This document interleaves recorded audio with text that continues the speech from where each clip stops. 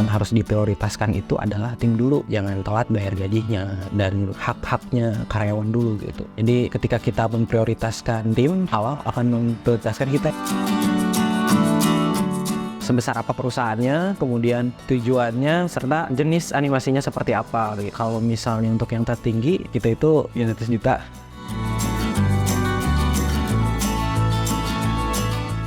Assalamualaikum warahmatullahi wabarakatuh. Perkenalkan, saya Denny Agus Mulyana ya, tapi akrab orang manggilnya saya Denny Decai. Di Brave ini saya sebagai founder. Untuk usia saya sekarang 32 tahun. Oke, bismillahirrahmanirrahim. Assalamualaikum warahmatullahi wabarakatuh. Perkenalkan, saya Arif Nur Abdillah. Saya di sini sebagai co-founder mendampingi Kang Denny.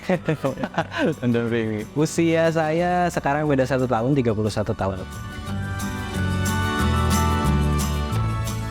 Jadi Brave Animation ini studio animasi yang kegiatannya tuh kita bikin animasi buat sosialisasi, buat iklan layanan masyarakat kebanyakan, kemudian buat promosi juga. Nah, selain animasi juga sebetulnya kita bikin video shoot juga. Kalau Brave tuh sebetulnya baru tahun 2023 ini, awal 2023, karena sebelumnya kan 2017 udah ngebangun tim, udah ngebangun usaha namanya Denny Decai gitu. Karena sebelumnya kan saya freelancer tuh, tapi seiring berjalannya waktu nambah proyek, nambah beban kerja, jadi saya bikin tim. Dan sedangkan di internet SEO-nya, tim-tim yang udah pernah order itu udah taunya Denny Decai gitu. Jadi ya udahlah, kita mungkin bisa jadi kayak Disney gitu. Walt Disney itu kan nama pendirinya ya, nama pendirinya. Nah, makanya oke, Denny Decai nama pendirinya, jadi perusahaan gede nanti.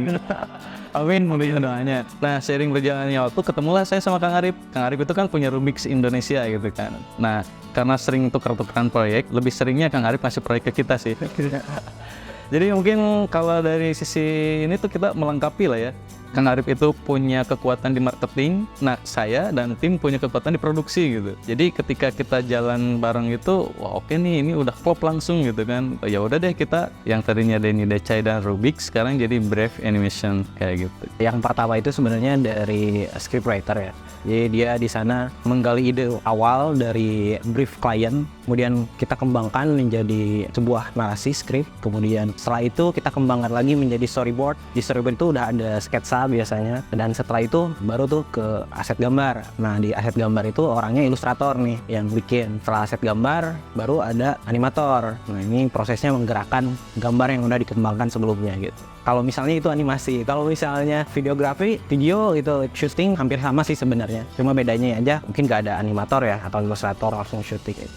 Sebetulnya kalau software yang kita gunakan tuh banyak ya. Mulai dari software 3D itu Blender kita pakainya. Terus software untuk animasi 2 dimensi mulai dari Adobe Illustrator, After Effects, kemudian Adobe Audition dan lain-lain gitu. Nah, tapi kebetulan kalau di sini setiap orang tuh punya spesialisasi sendiri gitu. Jadi nggak harus setiap orang itu punya kemampuan dari A sampai Z gitu. Makanya yang memang dia spesial ilustrator, oke, berarti dia cukup memahami Adobe Illustrator gitu. Ada yang dia spesialis di animator, berarti dia cukup memahami Adobe After Effects gitu kan. Atau ada juga yang videographer, selain soal kamera berarti dia memahami juga kalau dari sisi software itu Adobe Premiere gitu. Dan ya ada yang 3D juga, berarti dia memahaminya Blender 3D misalnya. Jadi nggak setiap orang memahami semua aplikasi gitu. Saya kuliah di Universitas Siliwangi, jurusan Teknik Informatika. Jadi saya tuh cita-cita jadi animator itu dari kecil sebetulnya. Karena anak kecil mungkinnya dulu suka nonton film kartun, terus saya lihat, seru ya, saya pengen dong bisa bikin animasi kayak gitu. Akhirnya pas SD, SMP, SMA tuh ya menggambar emang udah hobi, meskipun bukan ahli ya, tapi sekedar hobi aja. Pas masuk kuliah, di keluarga besar saya tuh yang menginjakkan ke meja kuliah itu baru saya. Bapak ibu saya tuh nggak sampai kuliah gitu sekolahnya. Nah, di situ tuh, Pak, saya pengen jadi animator, saya pengen bisa bikin animasi. Orang tua kan mikirnya, oh ya udah berarti harus jurusan komputer nih gitu. Jadi kan nyari-nyari ya, ternyata yang ada jurusan komputer itu di Unsil gitu kan. Bahasanya masih jurusan komputer, kita belum tahu apa itu IT gitu kan. Ada informatika katanya di Unsil, ya udah kita masuk ke sana, masuk lah kok gini gitu. Ternyata yang dipelajari itu kalkulus kan, terus coding yang bikin saya alergi gitu kan. Tapi karena kasihan sama orang tua, udah keluar biaya pendaftaran yang cukup, terus udah bayar semesteran juga, ya udah deh dilanjut aja. Makanya pas lulus kuliah tuh saya nggak langsung jadi animator kan. Pas lulus kuliah saya masih terbebani dengan gelar ST gitu. Makanya sempat kerja dulu jadi programmer tuh. Di Bandung saya sempat jadi programmer dulu, dan kerja nggak dengan passion itu nggak nyaman gitu. Kayak mimpi saya tuh di kanan, tapi saya jalannya ke sini gitu. Nah itu kayak nggak nyambung gitu. Makanya ayo udah saya resign gitu. Terus belajar animasi lah, otodidak dari nol gitu. Sebetulnya dari zaman kuliah juga udah sedikit-sedikit mengenal ya soal animasi, tapi belum diseriusin gitu kan, karena masih mikirnya terbebani dengan gelar ST gitu kan. Akhirnya resign, kemudian saya belajar lagi animasi, dan itu tekanan yang paling berat itu di situ. Karena kan teman-teman saya dengan usia yang sama udah pada kerja, berangkat pagi, pulang sore, pakai seragam, ganteng, rapi gitu kan. Sedangkan saya di kamar aja terus kan. Apalagi hidup di kampung kan, saya rumah di kampung, dan ya biasalah tetangga pada ke orang tua tuh, itu kenapa nganggur, itu kenapa belum kerja gitu kan. Ya enggak, orang tua support gitu, orang tua tahu apa yang sedang saya lakukan. Dan ya alhamdulillah atas support dari orang tua mungkin bisa berjalan sampai sekarang. Ya, dan saya pikir mumpung belum nikah dulu ya, belum punya tanggungan, belum nikah, jadi ya udahlah, hajar aja gitu. Saya lulus tuh tahun 2013. Nah, mulai buka animasi buat komersil itu 2017 kan, berarti sekitar 2 tahun lah. Tapi 2 tahun itu nggak full nganggur ya, jadi kayak ada sempat diajakin teman buat jadi tour guide.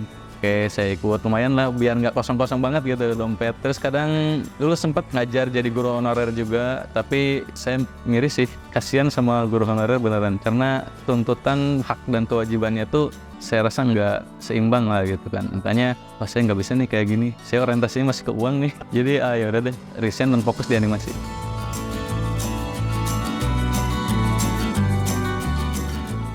Kalau misalnya latar belakangnya, saya itu dulu di kurikulum dan teknologi pendidikan di UPI. Itu tuh belajarnya salah satunya itu menjadi prekayasa pembelajaran gitu. Kalau misalnya dulu belum musim ruang guru dan lain-lainnya gitu, itu kan merekayasa pembelajaran agar lebih menyenangkan gitu. Nah, setelah lulus itu tahun 2014, lalu saya bekerja di dunia yang sama gitu. Cuma di sana itu awalnya saya pikir rekayasa pembelajaran itu hanya untuk sekolahan gitu. Tapi ternyata ketika masuk ke dunia kerja, wah ternyata e-learning itu banyak yang membutuhkan, dan kliennya itu perusahaan kebanyakan. Dan memang perusahaan dulu tempat saya bekerja itu nggak fokus di sekolah, tapi di perusahaan. Akhirnya di sana terbukalah wawasan gitu bahwa wah dunia e-learning itu luas gitu. Selama 4-5 tahun mungkin ya saya di sana gitu. Hingga akhirnya saya ketika menikah itu jauhan kan ya, LDR gitu. Kok kayak gini gitu, kok berasa kayak jomblo lagi gitu, kok udah nikah tapi jauhan gitu. Akhirnya batin saya itu menolak keadaan bahwa ayolah balik ke Tasik gitu, daripada istri Jakarta gitu. Karena saya pikir wah kalau di Jakarta kayaknya biaya hidupnya cukup mahal, dan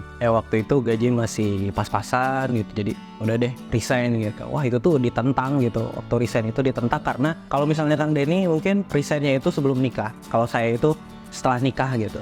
Orang tua kemudian mertua mungkin kenapa harus resign gitu, padahal waktu itu keadaan istri lagi hamil gitu, harus resign. Akhirnya karena tekad udah bulat ya, saya yakin bahwa rezeki itu bakal datang di waktu yang tepat gitu. Jadi karena udah yakin akhirnya resign lah, karena istri juga mendukung. Waktu hamil kan butuh pendamping lah ya, sosok suami. Jadi saya juga merasa kok jadi suami nggak melakukan yang seharusnya gitu. Akhirnya ya udah resign, dan setelah resign itu ternyata nggak semulus yang dibayangkan gitu. Wah ternyata nyari project tuh susah gitu, walaupun saya udah tahu kayak gini. Tapi mungkin karena saya yakin, dan Allah alhamdulillah mendengar doa saya, akhirnya ada project, dan itu bertepatan juga sama kelahiran istri gitu. Yang tadinya saya takut gitu kalau misalnya nanti tuh istri saya gimana nih kalau misalnya lahiran gitu, apalagi gimana kalau misalnya sesar. Wah saya udah nganggur lagi kan. Ternyata ada project, itu kebahagiaan yang pertama. Yang kedua itu bahwa istri saya nggak disesar gitu. Jadi wah ternyata Masya Allah gitu, Allah nih jawab doa saya. Nah, setelah itu coba dimaksimalkan dengan ya mencari klien waktu itu, mengikuti lelang, terus masih berhubungan baik dengan klien-klien sebelumnya, dan sampai pada akhirnya bertemu nih dengan sosok Kang Denny. Kang Denny waktu itu udah punya perusahaan, udah punya tim gitu. Awalnya saya ada pekerjaan nih, butuh bantuan nih ke Kang Denny. Kang Denny udah punya tim, udah berjalan hingga 2 tahun ya. Kang Denny akhirnya dari saya kepikiran, wah gimana kalau misalnya gabung aja gitu. Dan Kang Denny juga berpikir seperti itu. Misalnya menyatukan dua kekuatan, insya Allah jadi lebih besar gitu. Dan pendekatan kita juga lama gitu, nggak langsung saya ketemu langsung jadian gitu. Tapi ya ada pendekatan lain gitu. Nah, satu hal awal ya yang saya kagumi waktu itu, kebetulan bulan puasa, kalau misalnya yang lainnya atau misalnya teman sejawat saya di umur yang sama itu, wah sedang senang-senangnya dia mendapatkan THR gitu. Wah, terus kita tuh sempat ngobrol gitu empat mata, kan kayaknya proyeksi kita bulan ini tuh kayaknya nggak bakal dapet deh, proyek yang ada itu udah jatahnya karyawan gitu. Saya yang awalnya nggak biasa gitu, karena waktu sendiri kan ketika dapat proyek kita pasti dapat gitu, tapi di sana nggak tahu lu juga ya. Oh oke lah, insya Allah mungkin ada di rezeki yang lain gitu. Hingga pada akhirnya setelah lebaran ya, itu tuh ternyata bukan hanya untuk karyawan, tapi juga untuk kas ada gitu.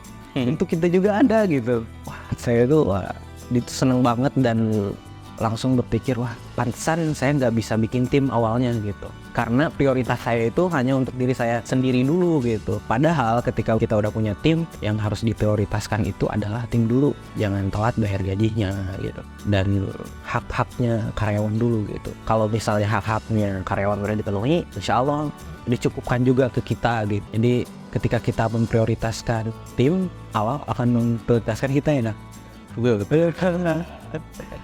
Ya, terima kasih Kang Denny. Terima kasih Kang Arius.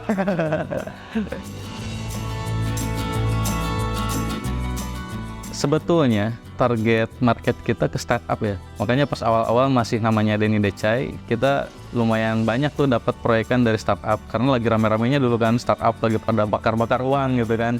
Tapi nggak tahu kenapa ya, namanya rezeki mungkin ya. Sering berjalannya waktu, apalagi pas ketemu Kang Ari, lah kok ini jadi banyak instansi yang order. Nah gimana caranya kita dapat orderan instansi, mungkin Kang Arif lebih karena rata-rata kalau orderannya dari instansi kebanyakan memang dari lewat Kang Arif lah gitu, jalurnya gitu, Hanya perantaranya. bisa dapat instansi ya. Bingung juga sebenarnya, bingung juga ya. Ya mungkin karena pertama hubungan baik, karena sebelumnya juga kan saya bekerja di bidang yacht sama gitu. Hingga saya coba menjual diri bahwa Arif siapa nih, Arif apa nih, Arif e-learning, Arif desain, Arif animasi gitu. Akhirnya setelah riset pun ya alhamdulillah gitu ada yang nanya gitu, dan ketika dapat satu, alhamdulillah tuh yang lainnya gitu direkomendasikan terus untuk ikut penunjukan langsung atau ikut lelang gitu. Jadi tapi bukan hanya itu sebenarnya, dari marketing online juga ya, kayak Google Ads juga ada gitu. Jadi ya rezekinya mungkin ya kebetulan alhamdulillah banyak juga yang dari instansi seperti itu. Kalau sekarang mayoritas instansi mah. Kalau yang dulu mah kita tuh mayoritas startup, sekarang malah mayoritas instansi, dan alhamdulillah kita udah 3 atau 4 tahun ya, sekitar 4 tahun lah ya, kita kerjasama sama KVK, Kemenkomarves, kemudian PPATK dan beberapa kementerian lain gitu. Jadi alhamdulillahnya tuh udah 3 tahun tuh kerjasama dalam waktu yang panjang gitu. Jadi nggak terlalu pusing banget nyari ngejar omset gitu. Jadi selain dari instansi juga kita sekarang alhamdulillah sih dari swasta juga ada, dan bukan di Indonesia doang. Kayak kita kemarin baru beres kerjain dari Singapura, kemudian dulu pernah juga dari Jerman, dari Thailand. Oh ya Thailand ya, eBay lah, dari eBay Asia Tenggara. Jadi dari luar juga beberapa kali pernah mengerjakan.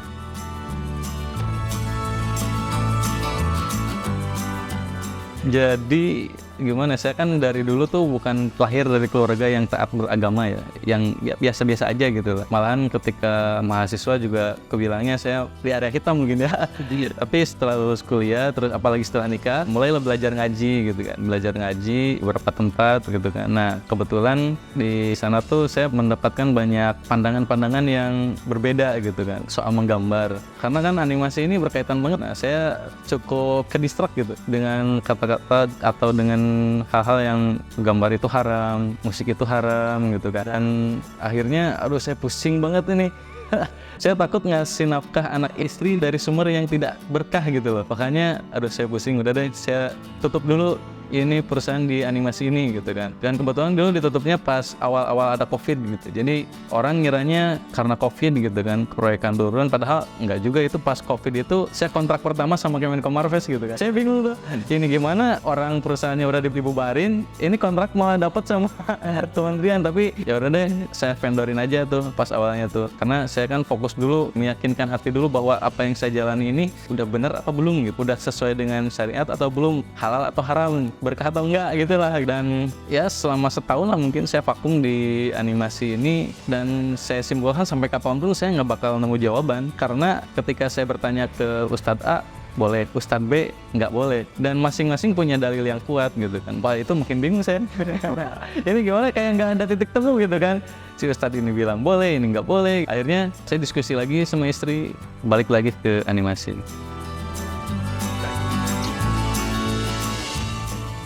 Karena harga itu sebenarnya nggak sama ya untuk tiap klien, jadi berbeda-beda tergantung dari jenis kliennya ya, sebesar apa perusahaannya, kemudian tujuannya, serta jenis animasinya seperti apa. Kalau misalnya untuk yang tertinggi kita itu ya 100 juta.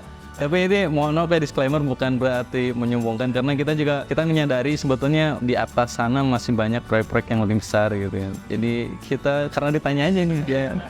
Klik lagi ke pertama, tujuan klien bikin animasi itu buat apa. Karena kan kalau tujuannya buat sosialisasi misalkan, itu kan dari sisi skrip, alur cerita, bentuk visual itu nggak terlalu rumit-rumit amat gitu. Tapi kalau tujuannya buat satu hal yang lebih besar, yang lebih berdampak, itu ada proses kreatif yang lebih rumit gitu. Bagaimana menyambungkan apa yang ingin disampaikan oleh klien dengan apa yang bisa diterima oleh audiens gitu. Karena kan biasanya tuh si frekuensi antara klien dan audiens itu berbeda ya. Misalkan kliennya tuh pemerintah, audiensnya masyarakat bawah gitu kan, yang bahasa pemerintah biasanya kan terlalu diplomatis dan lain-lain gitu. Nah kita tuh jadi bridging di tengahnya. Nah mengkonversi bahasa yang rumit jadi bahasa yang sederhana itu bagi kami itu bukan pekerjaan yang mudah lah. Nah terus kalau bicara tentang udah dapat apa aja ya, saya nggak tahu. Karena kan menurut saya bukan tentang apa yang kita peroleh ya, tapi tentang apa yang bisa kita berikan ke orang lain gitu. Dan yang paling membuat saya bahagia ketika menjalankan perusahaan ini tuh, pertama saya punya waktu yang lebih lenggang buat keluarga, kemudian bisa berbagi juga. Karena kan di Brave ini kita ada Ojutsu ya namanya, obrolan Jumat seru. Nah dimana setiap hari Jumat kita ada sharing, pelatihan tentang animasi, tentang ilustrasi, dan itu free gitu kan. Nah, terus itu lebih ke senang aja kita bisa bersedekah, bisa mengatur waktu untuk keluarga gitu, dan berbagi lah ya. Ketika saya beli mobil, beli rumah tuh malah jadi beban saya. Beban nanti itu di akhirat saya dihisab gitu kan, mobil dipakai kemana aja tuh, rumah dipakai ngapain aja kan. Aduh, mendingan kita fokusnya apa yang bisa kita berikan untuk orang lain. Kalau bicara angka sih kayaknya nggak inilah ya, cuman untuk satu PC ya lumayan lah. Mungkin idealnya di VGA kita rata-rata pakai RTX 3060 minimal gitu. Terus RAM juga rata-rata di 16 gigaan gitu. Ya kalau soal harga bisa searching. Disebut mahal itu kan bukan karena pas saat itu kita kerjakan gitu, tapi dari experience sebelumnya kita pernah mengerjakan apa, dan mungkin dari keahlian yang kita punya juga kan, nggak ujuk-ujuk kita bisa langsung gitu. Nah harga itu mungkin yang dibelinya gitu, dan alhamdulillah klien menghargai itu gitu. Kang boleh nambahin nggak? Soal bicara kenapa desain itu mahal, kenapa animasi itu mahal ya, ini kita bisa dilihat dari dua sisi ya. Sisi tangible dan sisi intangible, atau sisi yang terlihat dan yang tidak terlihat. Kita lihat dari sisi yang terlihat dulu nih, yang tangible, kayak kita beli PC ini berapa sih gitu kan. Coba cek deh VGA RTX 3070 berapa, RAM 16 GB atau 32 GB berapa gitu kan.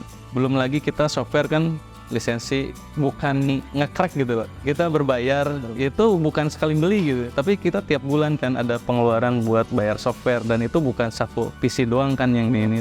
Kita ada beberapa PC gitu kan, belum lagi listriknya gitu. Terus tim juga kan sambil kerja tuh harus mungkin sambil ngopi, sambil makan gitu kan.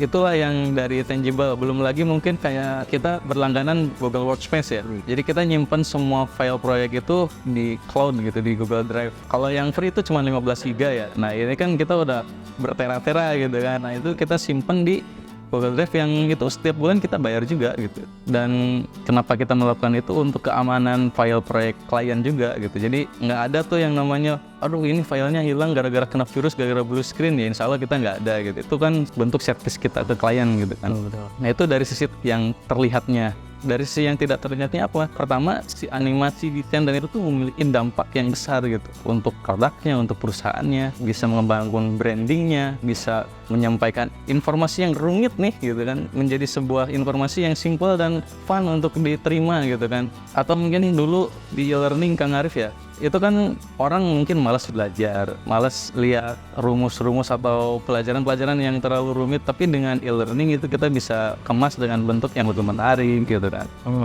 Maka tokoh politik, pejabat-pejabat itu pencitraan kan pakai desain visual juga, dan kita juga mengerjakan beberapa, ada yang kabur juga gitu. Itu udah jadi rahasia umum kayaknya gitu kan. Dan itu dari sisi dampak ya, belum lagi dari sisi pendidikan yang kita tempuh gitu kan. Memang otodidak bisa dipelajari, tapi berapa lama kita mempelajari itu gitu. Jadi meskipun kita pesan desain 1 hari beres gitu, itu orang tuh bukan bayar 1 hari, kita belajar itu sampai bertahun-tahun gitu. Bedanya tuh dari sisi impactnya, karena ibaratkan kita udah punya jam terbang yang tinggi gitu kan. Jadi kita udah tahu nih, oh kalau mau bikin target audiensnya buat usia sekian sampai sekian, berarti visualnya harus seperti apa. Tapi untuk usia yang udah tua-tua, mungkin bapak-bapak atau ibu-ibu, itu kan dari sisi visualnya harus berbeda juga, merangkai katanya juga harus berbeda gitu. Belum lagi tim yang ngerjain kan nggak sendiri kan, kita satu animasi aja minimal dikerjain sama 4-5 orang kan. Jadi banyak stakeholder yang kita libatkan juga. Nah itulah kenapa animasi itu mahal. Jadi pas awal itu sebenarnya kita udah ketahuan nih proyeksi omset kita tuh ada berapa gitu, gak akan cukup nih buat kita gitu. Tapi saya tuh sempat kepikiran gitu, udah aja kita jangan dulu berlangganan gitu, kita pakai crack dulu gitu, maksudnya biar ke kita dulu gitu. Tapi dan ini juga kan yang sebenarnya saya merasa klop gitu dengan partner saya ini gitu, karena ini cerita pas di awal kita gabung, kita kan udah tahu nih proyeksinya kita bakal dapat berapa, dan sempat di notice juga bahwa wah kayaknya kita nggak bakalan dapat gitu. Saya kepikiran udah aja kita nggak usah berlangganan dulu gitu, kita stop dulu aja gitu, jangan dulu bayar atau lisensi software gitu, kan lumayan gitu. Kang Denny menjawab, jangan dulu kan. Kenapa Kang? Kan ini mah sementara aja agar kita dapat bagian juga. Waktu itu Kang Denny nggak ngejelasin sih, nggak orang bayar dulu aja, jangan pakai yang bajakan. Akhirnya sambil menghela nafas, oke, ayo kita jalankan. Tapi di akhir ternyata wah mungkin Kang Denny itu seolah-olah berbicara bahwa ketika kita menghargai produk orang lain, kita juga bakal dihargai gitu. Nah, kita berlangganan software itu kan berarti menghargai produk orang lain gitu. Dan ternyata itu juga yang ingin kita dapatkan gitu. Kita juga ingin dihargai loh. Nah, akhirnya temulah harga-harga kita. Kenapa mahal? Ya tadinya awalnya saya juga seperti itu, bikin ngapain gitu. Udah aja crack aja, nggak bakalan tahu ini. Ya itu kan Allah Maha tahu gitu. Jadi benar gitu, ketika kita masuk ke rulesnya yang sesuai dengan syariatnya gitu, yang seharusnya seperti apa, insya Allah Allah juga bakal ngasih gitu keuntungannya buat kita gitu. Untuk karyawan sekarang ada 7, karena sebelumnya itu ada 11 ya.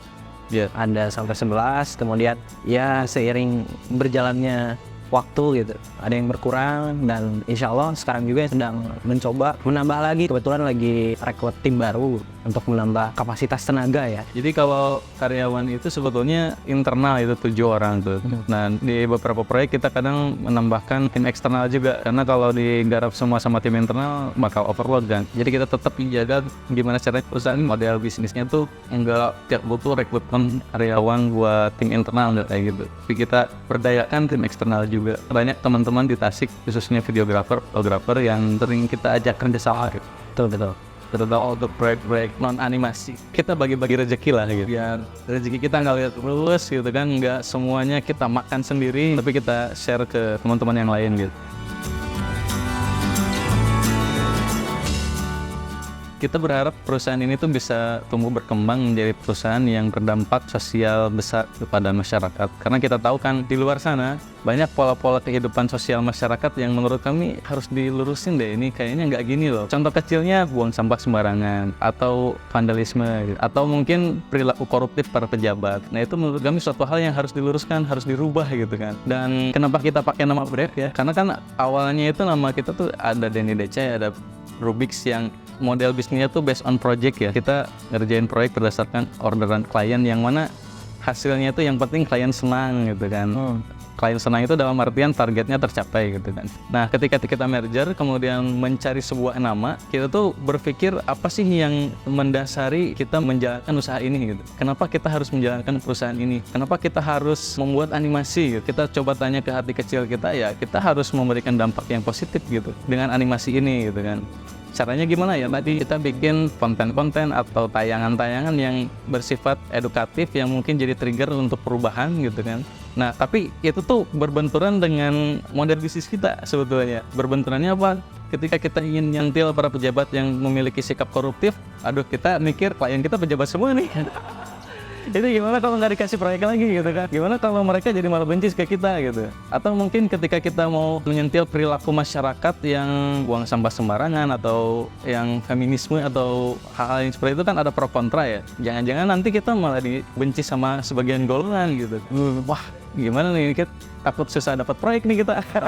Awalnya dari situ. Nah, tapi kan hidup ini kan pilihan ya. Kita harus berani ngambil keputusan, kita harus berani melangkah, kita harus berani untuk mengambil resiko gitu kan. Makanya beranikan, gaskan. Jadi namanya brave gitu kan. Jadi namanya brave, kata lain berani gitu. Nah, itu makanya kedepannya kita berharap brave ini bukan cuma sekedar nama berani doang, tapi kita berani membuat sebuah konten atau tayangan yang memberikan dampak positif ke masyarakat gitu. Ada impact sosial yang besar gitu, bukan cuma kita cuan-cuan-cuan ya.